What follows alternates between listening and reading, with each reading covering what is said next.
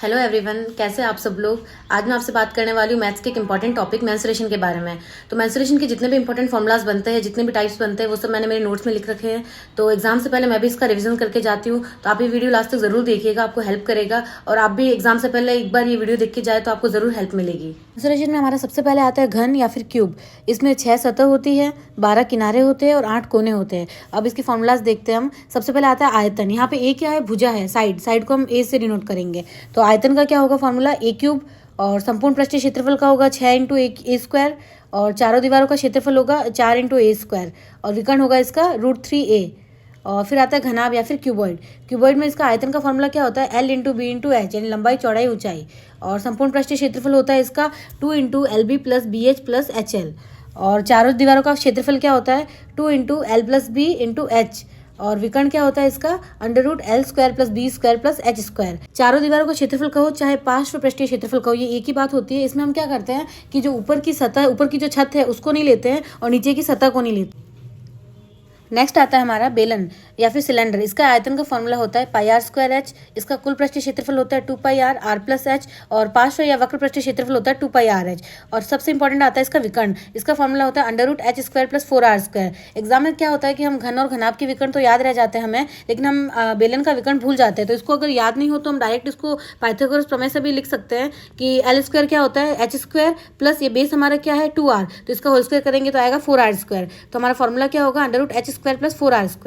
Next आता है हमारा शंकु या फिर कोण। इसका आयतन का फॉर्मूला होता है 1/3 πr²h। इसका कुल पृष्ठीय क्षेत्रफल होता है πr r प्लस l। और पार्श्व पृष्ठीय क्षेत्रफल होता है इसका πrl। और विकर्ण होता है √h² प्लस r²। नेक्स्ट आता है छिन्नक या फिर फ्रस्टम। इसके आयतन का फॉर्मूला होता है 1/3 πr² plus r² plus rr multiply h। और इसका टोटल सरफेस एरिया होता है πr² plus r² plus r multiply l। और इसका पार्श्व पृष्ठीय क्षेत्रफल होता है πr प्लस r l। ये देखो, इसमें शंकु की तरह ही होता है, बस शंकु में क्या होता है? πrl होता है और यहाँ पे क्या होती है? 2 त्रिज्याएं होती है, तो हम दोनों को ऐड करके मल्टीप्लाई में लिख देते हैं। तो πr plus r multiply l। Next आता है इसकी तिर्यक ऊंचाई l। इसका फॉर्मूला क्या होता है? √h² plus r minus r का होल स्क्वायर। अब इसमें यहाँ पे ये r क्या है? बड़े वाले वृत्त की त्रिज्या, और स्मॉल r क्या है? ऊपर का जो हिस्सा छोटा होता है उसकी त्रिज्या। तो इन दोनों को माइनस करके इसका स्क्वायर करेंगे। नेक्स्ट आता है वृत्त या फिर सर्किल।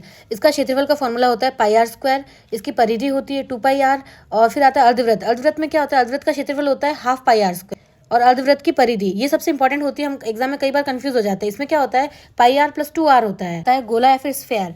इसका आयतन का फॉर्मूला होता है 4/3 πr³। इसका क्षेत्रफल होता है 4πr²। और फिर आता है अर्धगोला या फिर हेमिस्फेयर। इसके आयतन का फॉर्मूला होता है 2/3 πr³। इसका संपूर्ण पृष्ठीय क्षेत्रफल होता है 3πr²। और इसका वक्र पृष्ठीय क्षेत्रफल होता है 2πr²। इसमें देखो, गोले में क्या होता है? गोले का कुल पृष्ठीय क्षेत्रफल का हो चाहे वक्र पृष्ठीय क्षेत्रफल का हो, दोनों सेम ही होता है 4πr²। इसको हम ऐसे सीक्वेंस से याद कर सकते हैं कि गोले का क्षेत्रफल पूछे तो 4πr², अर्धगोले का संपूर्ण पूछे तो 3πr², और फिर वक्र पूछे तो 2πr²। प्रश्न आता है, अब इसमें क्या होगा कि हमें वृत्त के अंदर त्रिज्या दे रखी होगी और थीटा दे रखा होगा, और हमें त्रिज्याखंड का क्षेत्रफल पूछ लेगा। तो उसके लिए हम क्या फॉर्मूला यूज लेंगे? एरिया बराबर πr² अपॉन 360। πr² मतलब पूरे वृत्त का क्षेत्रफल बटे में टोटल डिग्री 360 मल्टीप्लाई जितने डिग्री का एरिया हमें पूछा है वो। और नेक्स्ट कई बार क्या होगा कि हमें परिधि का मान दे रखा होगा और त्रिज्याखंड का क्षेत्रफल पूछेगा, तो उसमें भी हम क्या अप्लाई करेंगे?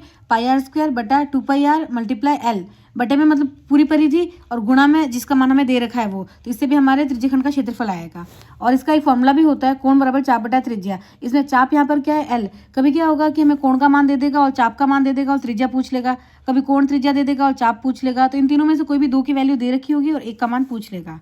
अब नेक्स्ट आता है इसमें क्या होता है कि हमें एग्जाम में क्वेश्चन देगा कि 2 वृत्त है जिनकी त्रिज्याएं समान है और वे दोनों एक दूसरे को स्पर्श करते हैं और इनके चारों ओर एक धागा लपेट लिया जाता है, तो इस धागे की लंबाई बताइए। पहले ये क्वेश्चंस नहीं आते थे, लेकिन 2022 वाले पेपर में ये क्वेश्चन काफ़ी देखने को मिले हैं और अभी भी आते हैं आजकल।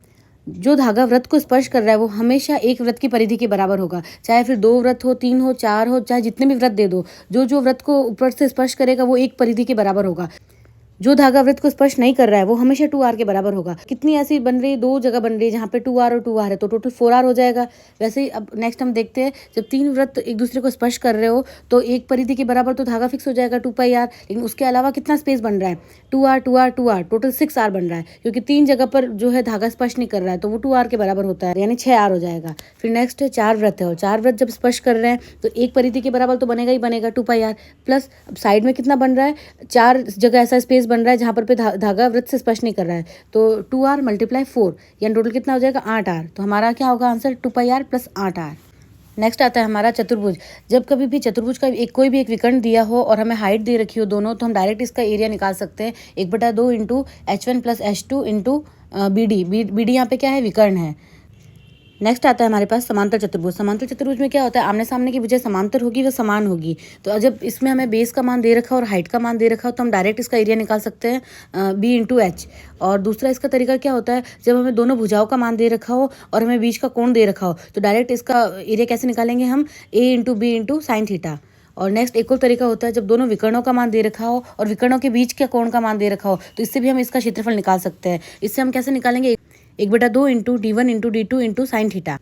और कई बार हमें विकर्ण और भुजाओं में संबंध पूछ लेगा, तो जब भी हमें विकर्ण का मान दे रखा हो और एक भुजा का मान दे रखा हो दूसरी का मान पूछ ले तो हम ये चीज़ अप्लाई कर सकते हैं। D1² + D2² = 2a² + b²। मतलब इन चारों में से 3 की वैल्यू दे रखी हो कि एक की मान पूछ लेगी, कभी विकर्ण पूछ लेगा तो कभी भुजा पूछ लेगा।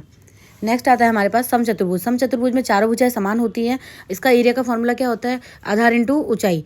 अब अगर हमें हाइट का दे रखा हो मान तो हम डायरेक्ट निकाल लेंगे, और कभी कभी क्या होगा हाइट का मान नहीं दे रखा होगा लेकिन भुजाओं के बीच का कोण का मान दे रखा होगा। Area = a² × sin theta. और नेक्स्ट हमें क्या होगा, विकर्ण का मान दे रखा होगा और sin थीटा यहाँ पे इसमें क्या विकर्णों के बीच का कोण 90 डिग्री होता है। तो sin थीटा का मान 90 डिग्री पे 1 होता है तो हम इसको यूज़ नहीं लेते, हम डायरेक्ट लिख देते हैं 1/2 इंटू D1 × D2। और बाकी नेक्स्ट होता है वापस वही संबंध विकर्ण और भुजा के बीच में D1² + D2²। नेक्स्ट आता है हमारे पास प्रिज्म। प्रिज्म में क्या होता है कि ऊपर की सतह और नीचे का आधार ये हमेशा समान होगा। चाहे इसमें कभी त्रिभुज दे देगा हमें नीचे आधार में, कभी हमें वृत्त दे देगा, कभी समचतुर्भुज दे देगा, कभी वर्ग, कभी षटभुज, मतलब कुछ भी दे सकता है। बस इसका जो आधार है और जो ऊपरी सतह वो दोनों हमेशा समान होगी और उसके अकॉर्डिंग हम इसका फॉर्मूला यूज़ लेंगे। जैसे अब इसका आयतन है, आयतन का फॉर्मूला क्या होता है, आधार का क्षेत्रफल इंटू ऊंचाई। अब मान लो इधर नीचे त्रिभुज दिया है तो त्रिभुज का क्षेत्रफल हम यूज़ लेंगे और मल्टीप्लाई में इसकी हाइट जो दे रखी होगी वो। फिर आता है कुल पृष्ठीय क्षेत्रफल। इसका क्या फॉर्मूला होगा, आधार का परिमाप इंटू ऊंचाई +2 इंटू आधार का क्षेत्रफल। और नेक्स्ट आता है पार्श्व पृष्ठीय क्षेत्रफल। इसका क्या होगा, आधार का परिमाप इंटू ऊंचाई। अब यहाँ पे आधार क्या है, मान लो चतुर्भुज दे रखा है तो चतुर्भुज का परिमाप हम लिख देंगे और इसके मल्टीप्लाई में हाइट आ जाएगी। तो इस तरीके से हम इसका फॉर्मूला निकालते हैं। नेक्स्ट आता है हमारे पास पिरामिड।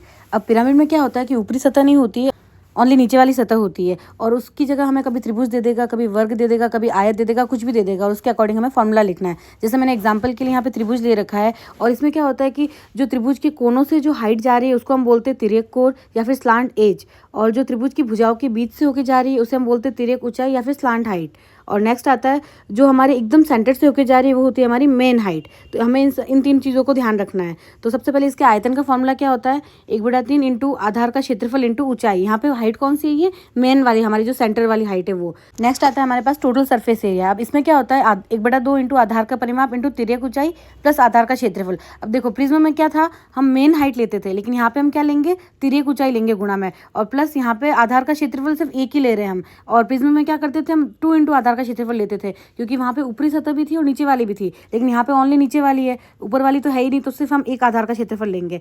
वैसे ही पार्श्व पृष्ठीय क्षेत्रफल में क्या होगा, 1/2 इंटू आधार का परिमाप इंटू तिर्यक ऊंचाई, और वहाँ पे क्या था मेन ऊंचाई। तो प्रिज्म और पिरामिड में बस इतना ही डिफरेंस है कि पिरामिड में ज़्यादातर हम यूज़ लेते हैं जो स्लांट हाइट यूज़ लेते हैं और प्रिज्म में हम लेते हैं मेन हाइट। तो यहाँ पे सबसे पहले इस त्रिभुज में जो BE है वो हमारी क्या है, स्लांट एज है या फिर तिर्यक कोण, और जो DE है वो हमारी क्या है, स्लांट हाइट है या इसे बोल सकते हैं हम तिर्यक लंबाई, और बीचों बीच जो है हमारी EG वो है मेन हाइट।